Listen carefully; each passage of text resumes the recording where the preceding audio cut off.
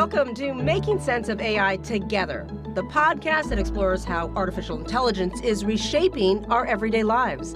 I'm Claudine Wong, journalist and news anchor. And I'm Lisa Bernard, a former TV journalist, now creating AI content on my Instagram channel, Demystify AI. Each week, we break down the buzz, cut through the hype, and help you make sense of the AI that's becoming part of your world. And if you liked that intro, yes, AI helped us write it. We are putting it all to the test.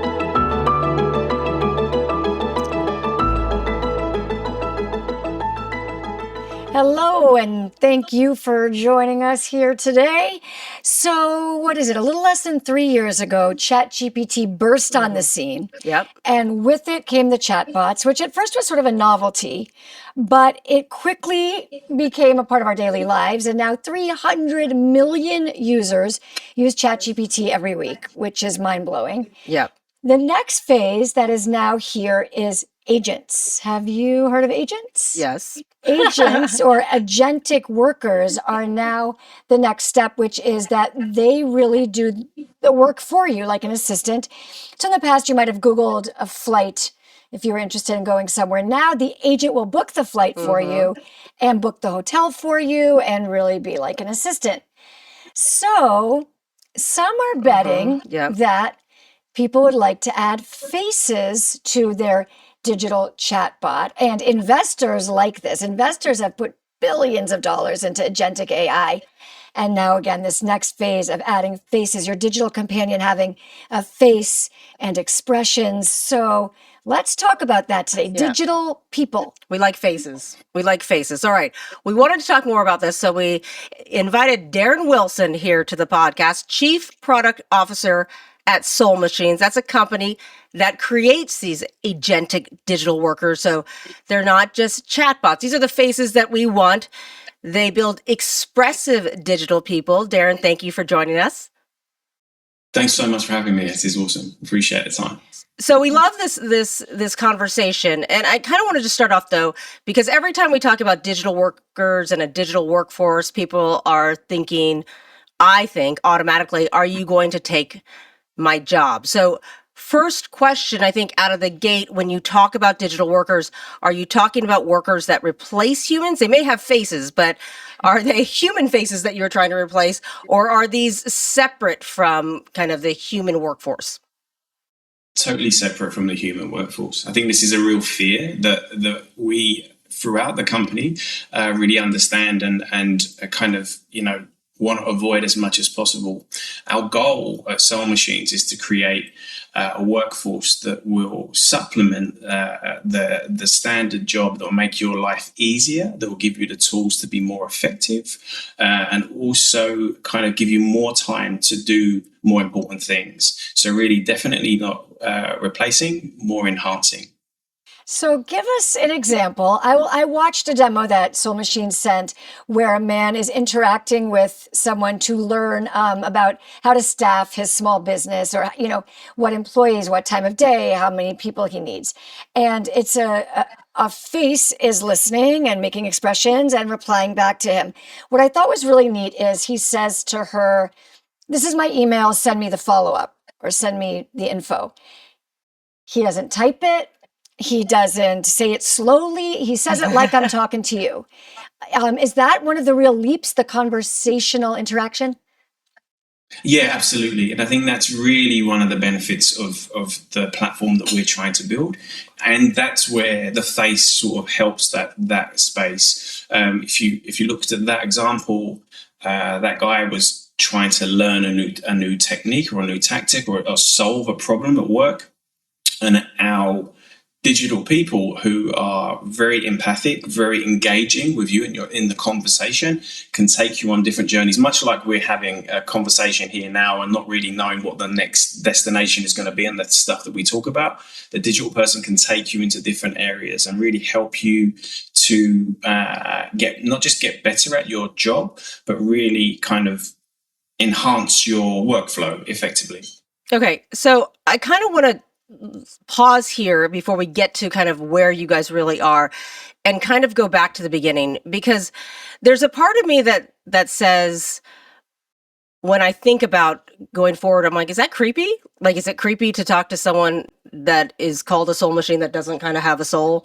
And is that going to weird me out? And is that going to, and I think knowing what I know about your company is kind of how you guys evolved is about trying to figure out what is something that society will accept, what people want, what really, as we're all learning how to interact with AI, it is kind of a journey that we all have to kind of take together. Even companies that are really trying to market to the world. I mean, you guys are like so many. I mean, San Francisco and the Bay Area is kind of is the hub of AI. It's where everyone's going, everyone's coming to try to, build a space, but it is a learning environment for you guys. Tell me about how Soul Machine started and kind of where you guys thought you were going to go and where you guys have come.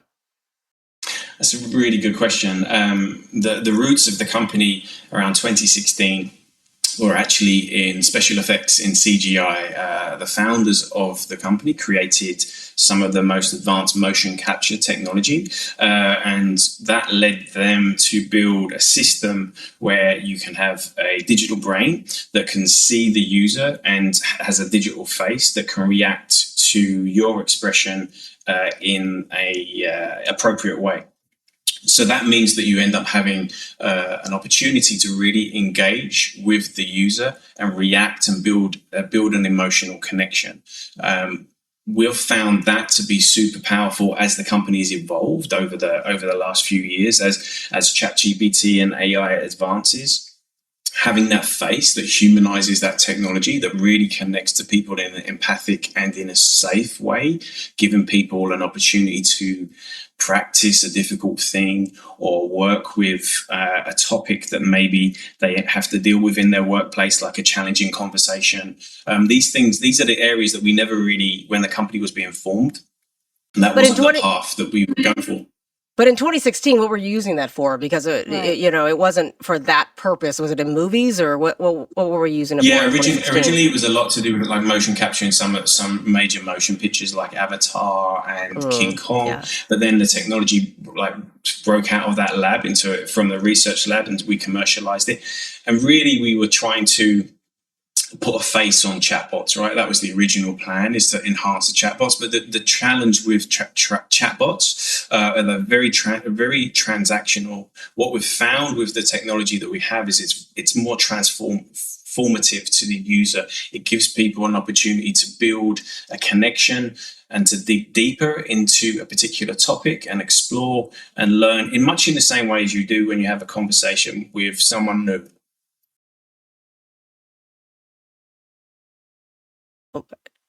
Did we lose you? Oh, there you are. No, I'm still here. So yeah. Okay. So I mean, would you equate it to maybe how we use Google versus how we use ChatGPT? I mean, like in a chatbot, and how you interact with Google. Google, you just say, or any kind of search engine, you say, this is what I want to know. Versus ChatGPT or any of the other AI versions, you're like, hey, so I'm kind of feeling like I really want to drink, and I don't really like boba, but I want something like boba. It's a different interaction. Well, but you've created specific digital personas. Is that right? Like there's one to help with travel, and there's one to help with for conversations, and one with finances. Are they, and anyone can dip into those, right? Do you also create your own? Can a user create their own? Yeah, so we have different levels to the platform. We have our gallery space where any users can come in and talk to someone about a travel advice or financial advice or coaching around languages or any particular topic.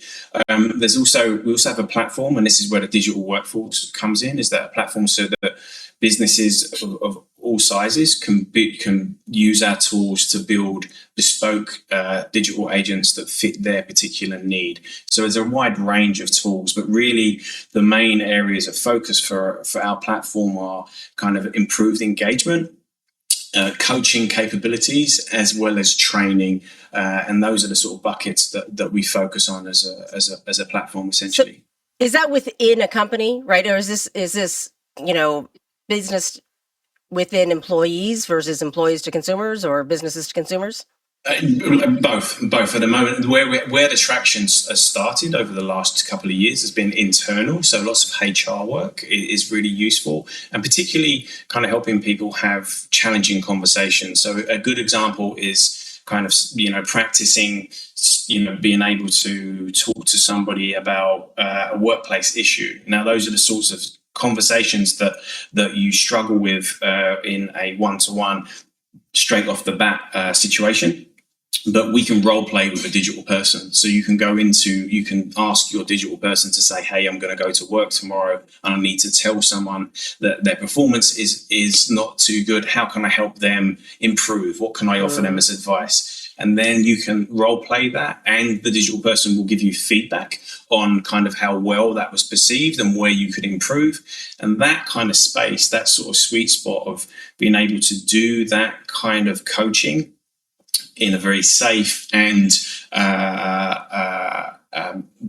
supportive environment is massively important, and we're having loads of traction there with companies for that particular use case. I was going to ask you about the traction. What are you finding? Because and are users younger? Because these are very, they look like a human, but it also is somewhat futuristic in a way to interact with this digitized person. And I'm just wondering, are people responding well and saying, yes, this works for me? I mean, I know I still get irritated with the, customer support chatbot when I just keep saying agent, get me the answer.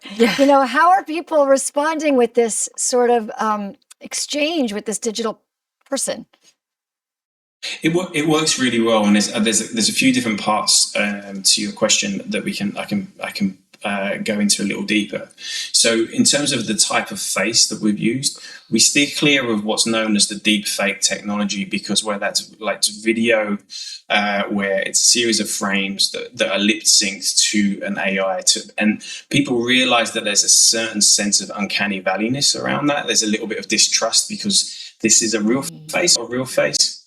Whereas our models are like hyper stylized, super realistic. So you get the emotional engagement, but you know that it's not a real person. So there's a safety in there. So it can engage with you in a realistic and empathic way, but you're not being tricked. And I think that's kind of comforting to some people, particularly in the sorts of situations that you just described.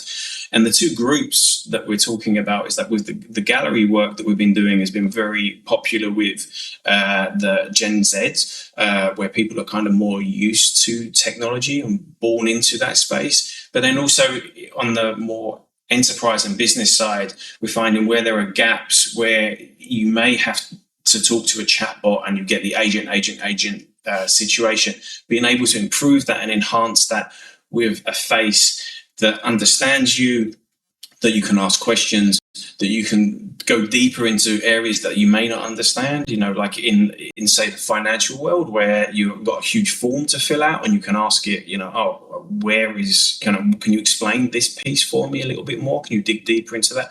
That kind of engagement is super useful and really popular for our customers.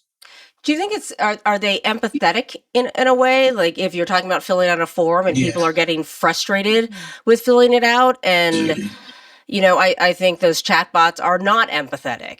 They do not understand your question. You have 4 options, and if you still don't understand how to figure it out, I was filling out a form today, and I had to fill out a form that asked me a percentage question, and I didn't understand it. And the only option was to go to an agent because the chatbot did not understand what I was asking. Right. And, and the only benefit of the chatbot was that it went to the agent quickly. Mm-hmm. And I didn't have to say agent. But, the agent almost always is trained to say, the live agent, oh, I'm really sorry you're having that problem. Here, let me help you. And I think AI is trained to also do that. Are your Soul Machine digital agents also trained to do that, which I think is helpful? I mean, I think that's what we have found in AI in general. To have your frustration feel seen is important. Was that Exactly, important? exactly. And there is, yeah, super important because there's a gap there, right? Because people go, particularly on a CX perspective, people will go and they'll get to an agent, and then there's this period of frustration, and then someone invariably has to pick up the phone and then walk back that frustration. So if you have an agent that can connect with you in an empathic way, which is the core of our which is basically our USP, is that empathic connection, because it can see you, it does react. If you're looking angry, it's going to look concerned. If you're looking sad, it's going to look sympathetic. Like if you're looking nervous, it's going to look like trying to reassure you. Or if you smile, it will smile. So these things work, and these little triggers. It's going back to the history of Soul Machine. Those are the kind of the nuances of the platform that really come to the fore now as we starting to embed our agents in these different parts of the workforce. Can I ask you something? Because that's so interesting.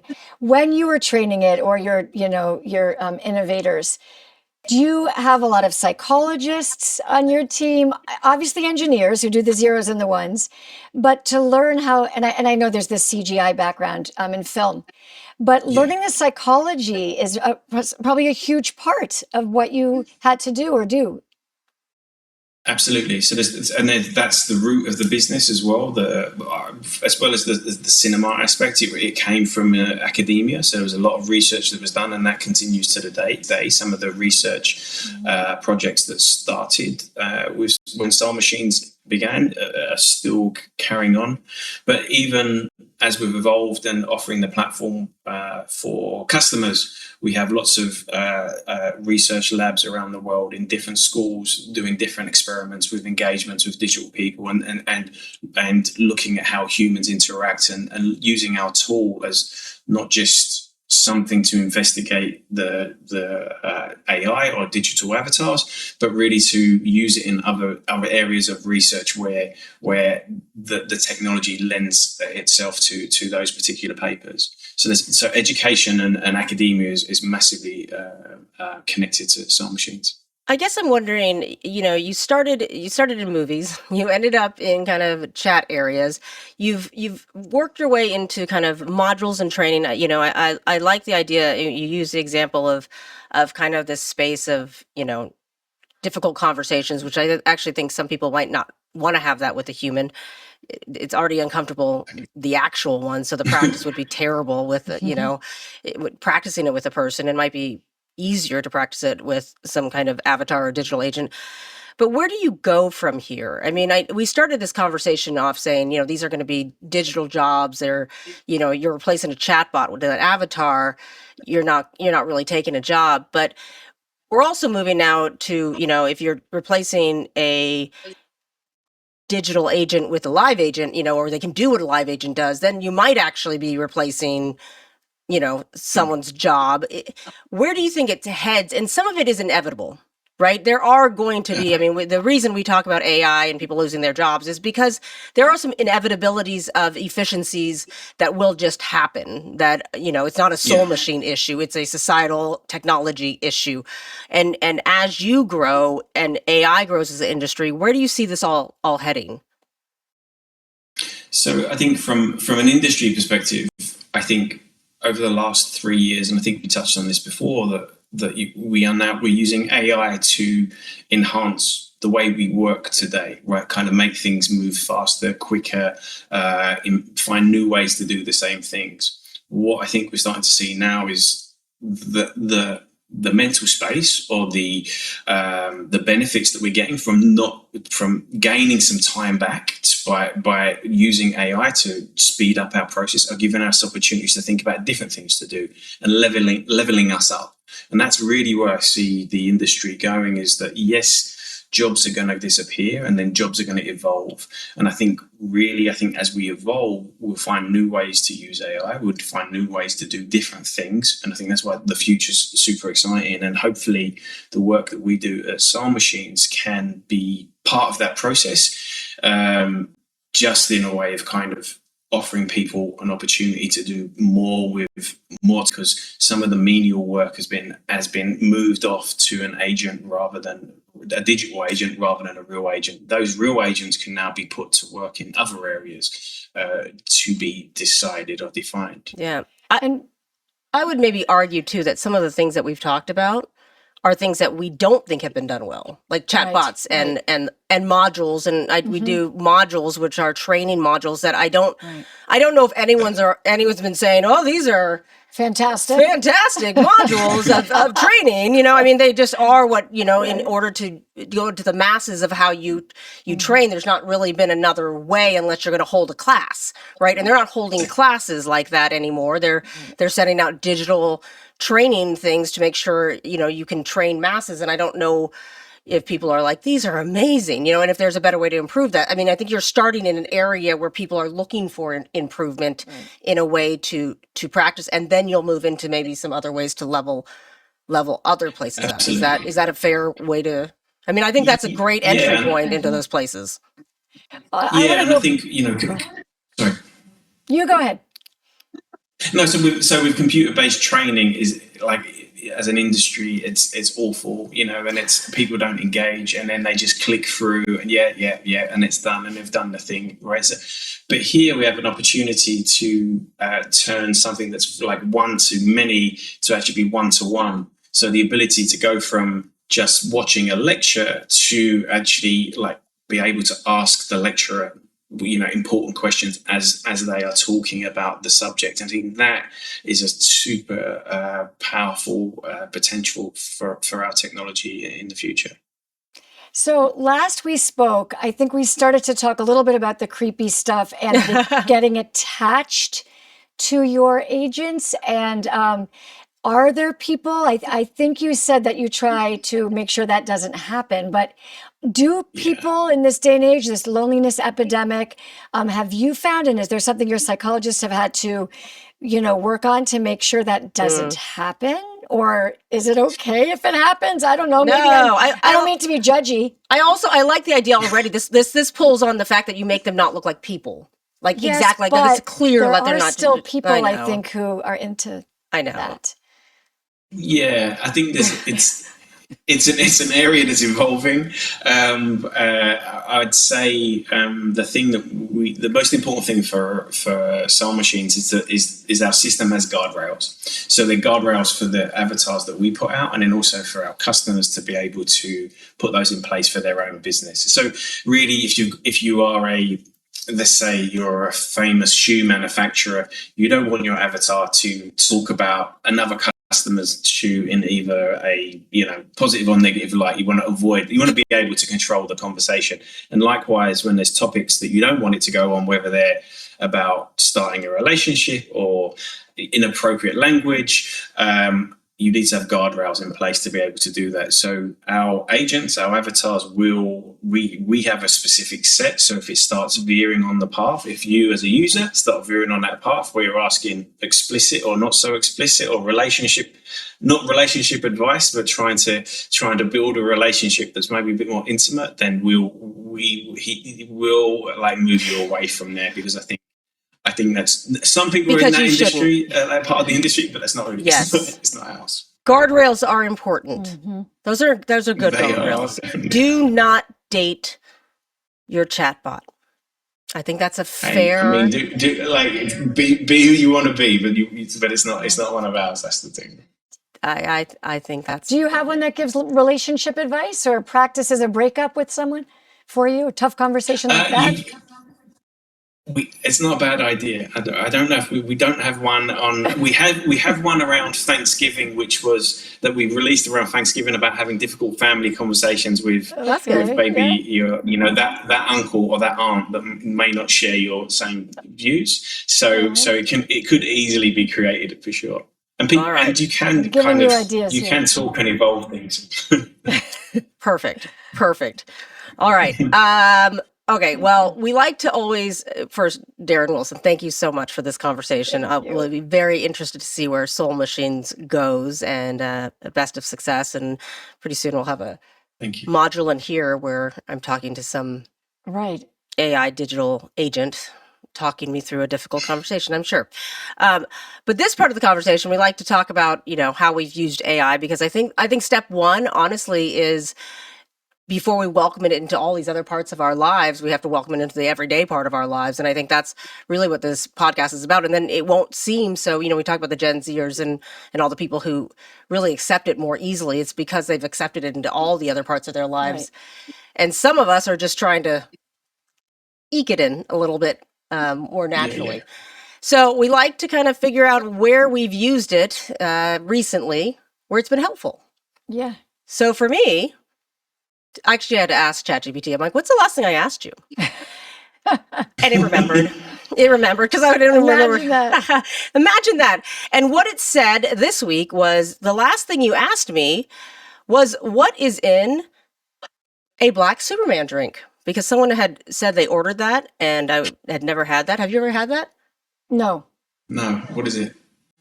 Well, first of all, I'm just going to say that it's considered a high octane drink. And anything I said that's described as high octane, I think is going to make you throw up. Is I think a fair description. And it is a variation of Long Island iced tea. It's got vodka, gin, rum, tequila, blue curacao, sweet and sour mix, Okay. and black raspberry liqueur. Sounds like spring break. Sounds like a drink that I have outgrown.